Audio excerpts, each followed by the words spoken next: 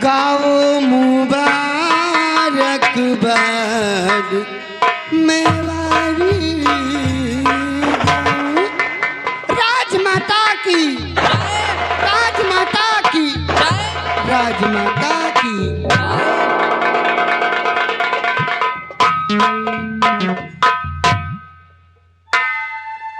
सिपाही इन कंचनियों को 5-5 10 रुपया और एक साड़ियाँ देकर जय श्री अज्ञा राजमाता। कंचनियों एक एक बारी बारी से राजमाता को आदाब अर्ज करते हुए अपना अपना इनाम लेकर राज दरबार से रुखसत हो जाइए।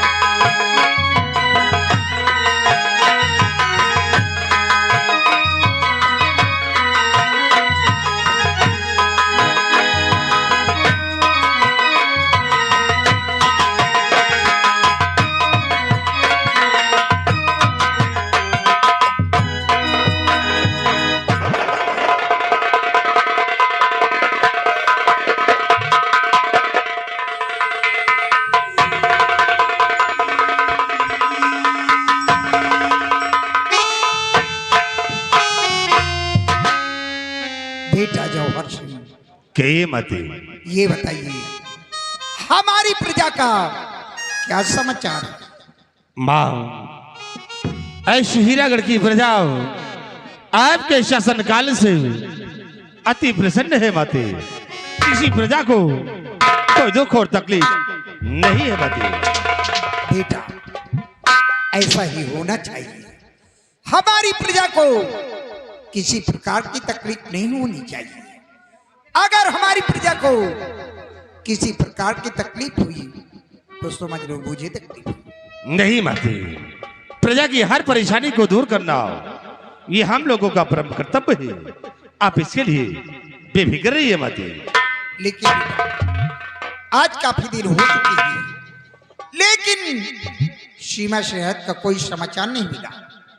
इसलिए सेनापति अमर सिंह को राज दरबार में तत्काल बुलाया जाए।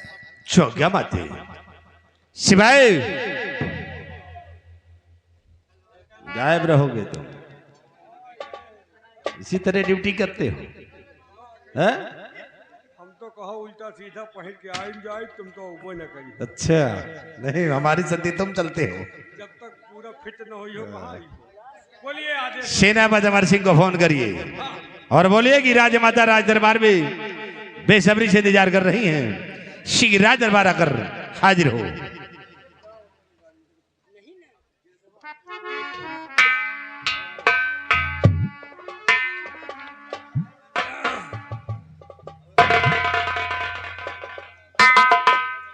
टवरे नहीं रे यार, 3 खूंटी हो तो पकड़बो करे, एको खूंटी नहीं।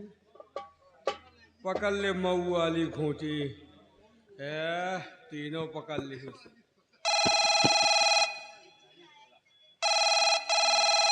गाय घंटा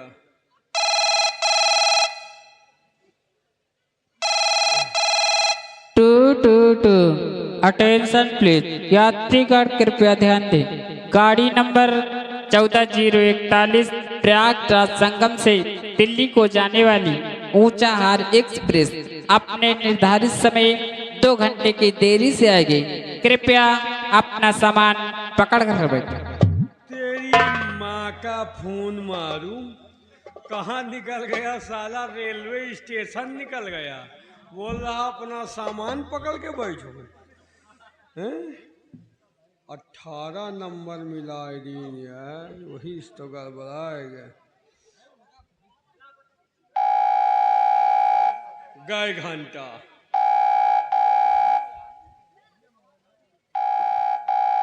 हेलो, कौन बदतमीज आधी रात को फोन करके परेशान करता है? किस लिए फोन किया? कौन बोल रही हो? मैं थाने से दरोगा जी बोल रही हूँ। किस लिए फोन किया? बदतमीज कहेगा, आधी रात को फोन करके परेशान करता है। अगर दोबारा फोन किया तो जेल जाएगा, झेल जाएगा। रख फोन, इडियट। अब झेलने की क्षमता नहीं, जौन रहा ये गर्मी में झेल गई, अब न झेल पाओ। तापमान दरोगा ओबे 100 नंबर लाग गया यार। ये तो कहो दरोगा सही रहा, नहीं बुकलो निकुल यार।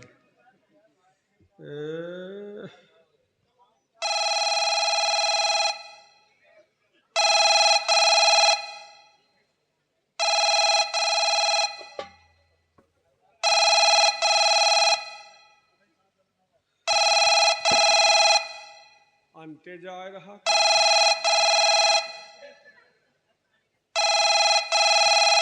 हेलो। हेलो। हाँ, कौन? मैं राज दरबार से मुहनचवा सिपाही सलीम का बाप बोल रहा हूँ। ओ, हाँ बोलिए, क्या काम है? आप कौन? सेनापति अमर सिंह। यस सर, जय हिंद साहब। जय हिंद साहब, आपको राजमाता राज दरबार में याद किए हैं। जितनी जल्द हो सके आप राज दरबार में आकर हाजिर हो। क्या राजमाता राज दरबार में याद किए? जी साहब। ठीक है, राजमाता से बोल दो मैं बहुत जल्द दरबार पर आता हूँ। सर अपने सरकारी हेलीकॉप्टर से आइएगा, बहुत जल्द बुलाया गया। ओके। ओके। राजमाता जी, सेनापति जी अपने सरकारी हेलीकॉप्टर से आ रहे हैं।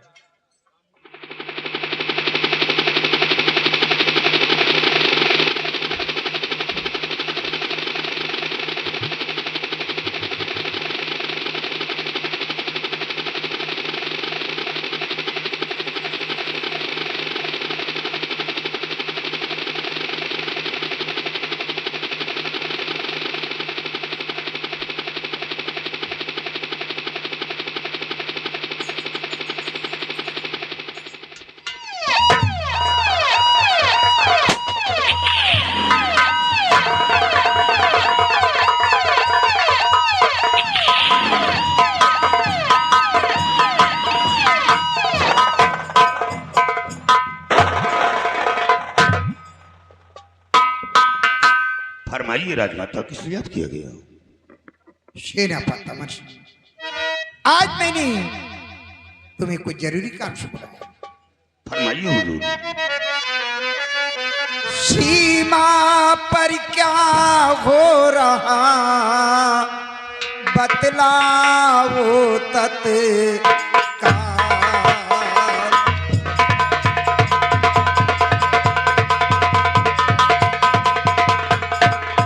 सीमा पर क्या हो रहा बतलाओ तत्काल। सेना की कहिए खबर क्या है इस दमोहा।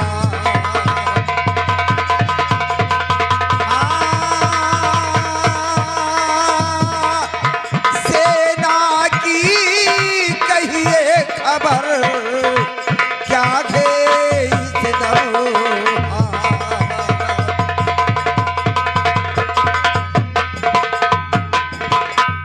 सेनापति अमर सिंह, हमारी सीमा सरहद का क्या समाचार है, ये मैं जानना चाहती हूँ। राजमाता, सीमा सुरक्षित है और जब तक सीमा पर कार्यरत हूं, किसी दुश्मन के अंदर वो ताकत और साहस नहीं जो हीरागढ़ रियासत की तरफ कदम बढ़ा सके। और सीमा पर है आपकी फौज खड़ी तैनात, और आकर के मुझसे भिड़े किसकी है आओ।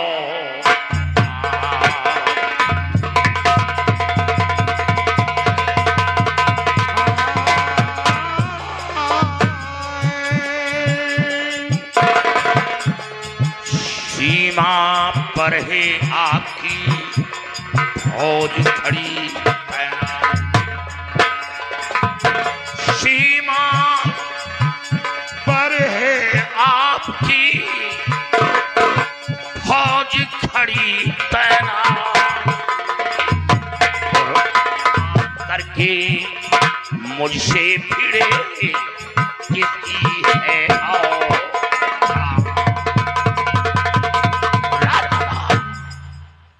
जब तक ये अमर सिंह मौजूद है आपको चिंता करने की कोई जरूरत नहीं।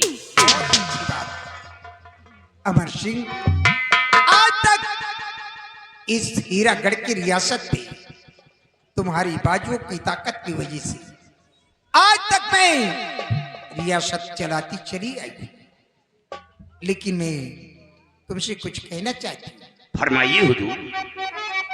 तीसरापन मेरा बीतने वाला है, तीसरा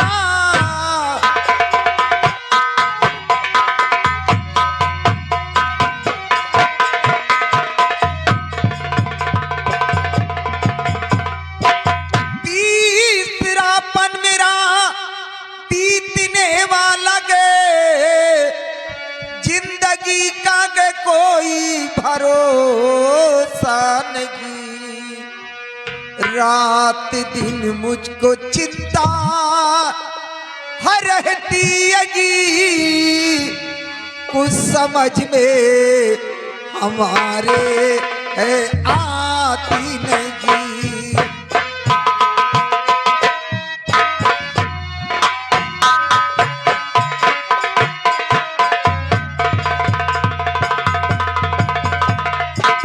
रात दिन मुझको चिंता है रहती हैगी, कुछ समझ में हमारे है आती नहीं।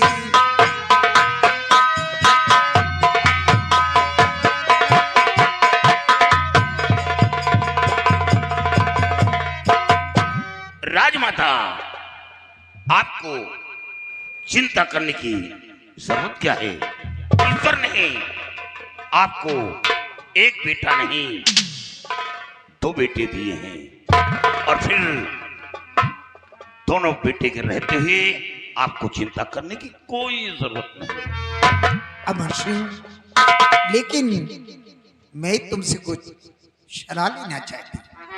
क्या सलाह लेना चाहती हैं? अमर सिंह, करिए जरा विचार, अमर सिंह करिए जरा विचार, ताज पर किसका हो अधिकार।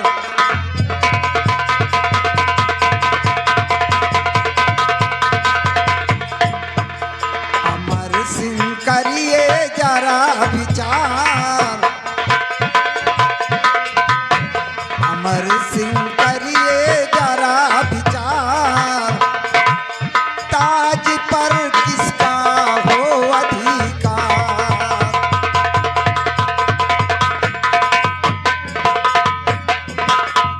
बेटा जौहर सिंह मेरा या नाहर सिंह बलवान, ताज पिन्हाऊं मैं किसे जो शासक बने महान। उपस्थित दोनों राजकुमार, उपस्थित दोनों राजकुमार, ताज पर किसका हो अधिकार।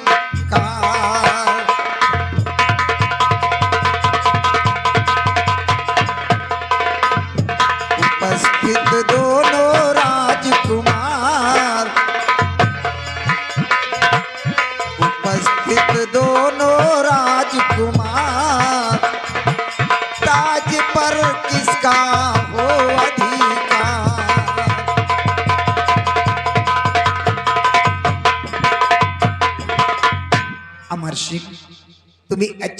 मालूम है कि तीसरापन मेरा बीतने वाला है। मेरी जिंदगी का कोई भरोसा नहीं कि कब ऊपर वाले के यहां से बुलावा आ जाए। इसलिए मैं सोचती हूं जीते जी किसी एक बेटे को राजगद्दी पे बिठाऊं और एक बेटे को महामंत्री बनाऊं। कुछ मेरे समझ में नहीं आता, इसलिए मैंने खास तौर से तुम्हें बुलाया। राजमाता, ये फैसला तो आप स्वयं कर सकती हैं, इसमें मेरी क्या आवश्यकता है? अमर सिंह, तुम ठीक कहते हो, लेकिन तुम्हें अच्छी तरह मालूम है कि तुम आज के नहीं, मेरे स्वामी जी के जमाने के सेनापति। मेरे स्वामी जी जो भी कार्य करते थे बगैर तुम्हारे सलाह के वो कोई भी कार्य नहीं करते थे। इसलिए मेरा भी हुक्म है कि जैसा तुम सलाह दोगे तुम्हारे हुक्म के मुताबिक वैसा मैं भी करूंगा। राजमाता, ये तो आपकी महानता है जो हमें इस काबिल समझा, लेकिन हमें दुख है किस बात कि कहीं मैं अपना फैसला सुनाऊं तो आपके बच्चों के अंदर कोई ठेस पहुंचे। अमर सिंह, मेरे दोनों बच्चे पढ़े लिखे समझदार, जैसा तुम फैसला करोगे तुम्हारे हुक्म का पालन होगा। बेखौफ होकर, बेनिडर होकर जो कहना चाहते हो दिल खोल कर कहो। ठीक है राजमाता। रानी जी सुनिए मेरा विचार, रानी जी सुनिए मेरा विचार, ताज पर नाहर का अधिकार।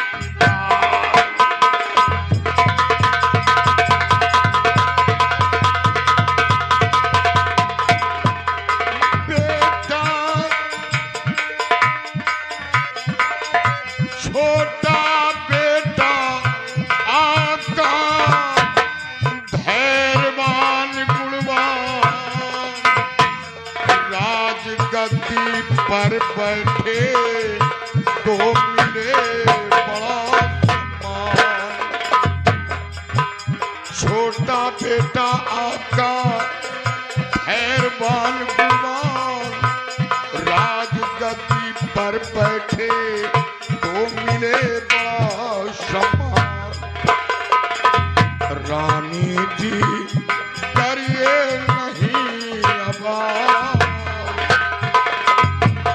रानी जी करिए नहीं अबार, ताज पर नाहर का अधिकार।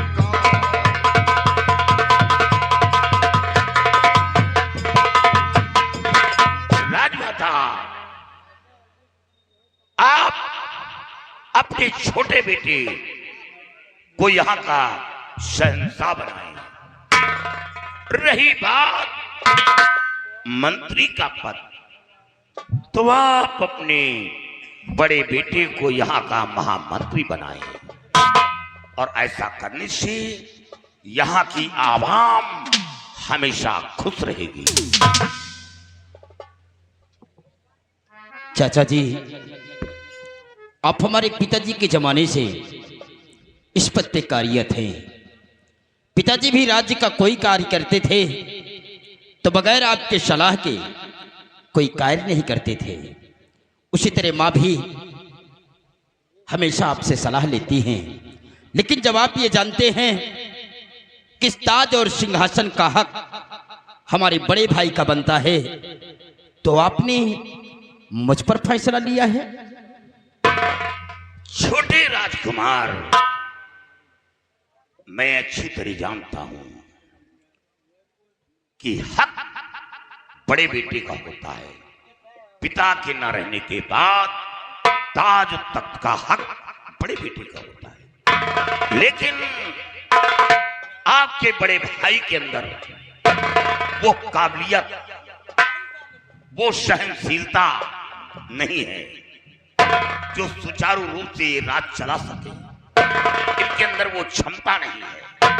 इसे मैं ये फैसला सोच समझ कर किया है छोटे राजकुमार, इसमें आपको दखल अंदाजी करने की कोई जरूरत नहीं। सोचिए कि आप छोटे हैं, आपकी शादी हो गई, बहुरिया भी आ गई और बहू की गोद में एक छोटा सा मुन्ना भी आ गया, लेकिन आपके बड़े भाई कुंवारे घूम रहे हैं। इनकी शादी क्यों नहीं हुई? शादी सबसे पहले बड़े बेटे की होती है, तब छोटे बेटे का नंबर आता है। छोटा बेटा, शादी हो गई,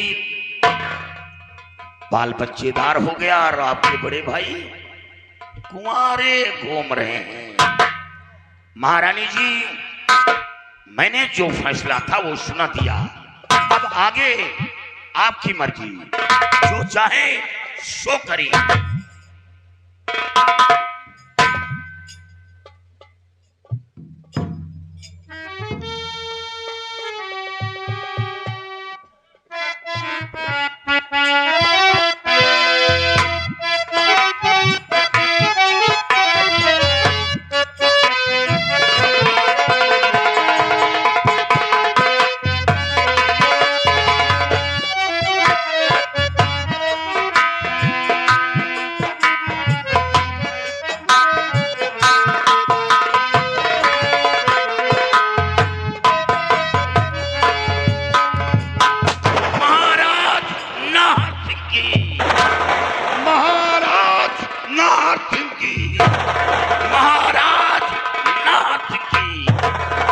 हीरागढ़ के नगरवासियों, एक बार तालियां बजाकर और महाराज नाहर सिंह के उत्साह को बढ़ाएं।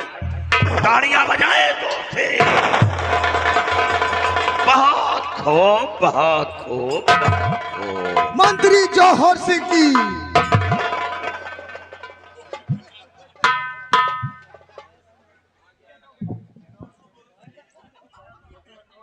सेनापति अमर सिंह, राजमाता, जाओ, मैं तुम्हें छुट्टी दे रही हूं, जाकर अपने महल में आराम कीजिए। जब मुझे जरूरत पड़ेगा तुम्हें मैं बुला लूंगा।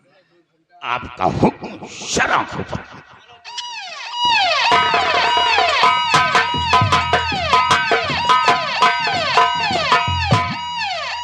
बेटा जौहर सिंह, आज से तुम्हारा छोटा भाई नाहर सिंह यहाँ का सम्राट है और तुम्हारा फर्ज यही है कि अपने छोटे भाई के हुक्म का पालन करना। और बेटा, तुम यहाँ के महामंत्री हो और तुम्हारा फर्ज यही है कि रियासत की देखभाल करना, ये तुम्हारी जिम्मेदारी होगी। हमारी रियासत में किसी को किसी प्रकार की तकलीफ नहीं होनी चाहिए। सिपाही, देखो, मेरे बड़े बेटे जौहर सिंह के साथ ड्यूटी पे तुम भी तैनात रहना और अच्छी तरह से ड्यूटी में निभाना। और इसी जगह राजमहल का गेट का दरवाजा बंद